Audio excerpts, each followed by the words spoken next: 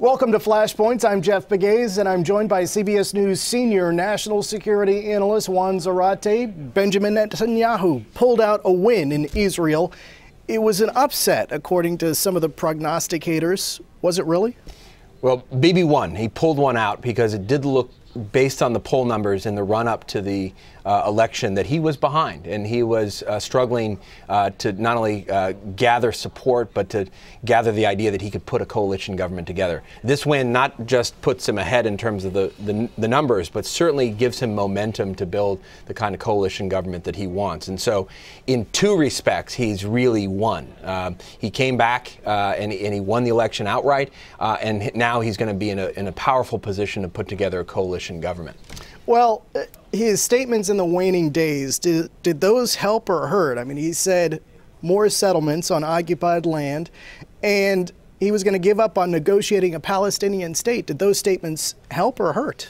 Well, I haven't studied the numbers well enough to know, but he clearly was sensing that he needed to shore up his conservative credentials, and, you know, in American terms, sort of his conservative base, pull some of the votes perhaps from some of the conservative parties to then to be able to go and win last night. And so I think the real question is, where does he go now? Because he's made some pretty strong statements. He backed away from what had been the Israeli position of a two-state solution with the Palestinians. It's been that way for years now, in line with American policy. He's now backed away from that.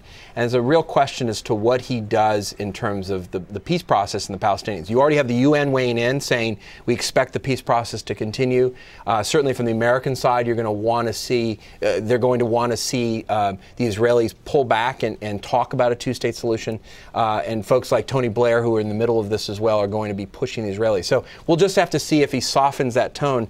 But there are going to be issues like Iran, which he's passionate about. We saw that here in Washington.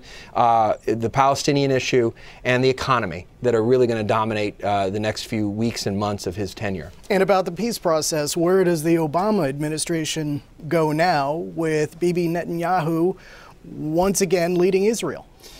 Well, this is a huge challenge for the administration because it's clear that the president and Bibi Netanyahu don't like each other. And Netanyahu's visit to Congress in his speech clearly irritated the president.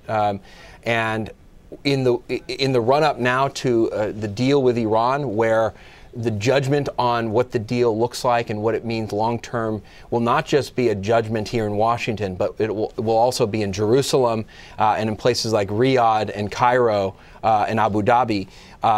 Netanyahu is going to have a major voice in that. And what you're going to see is perhaps greater fissures grow between the two sides, with attempts by the diplomats to make sure that doesn't happen. But the reality is there's acrimony at the top, key and sensitive issues that are on the forefront, and now Prime Minister of Israel who has wind in his sails and really feels the ability to voice his opinion, not just with respect to domestic issues, but clearly internationally. For Juan Zarate, I'm Jeff Pegues, and that is Flashpoints.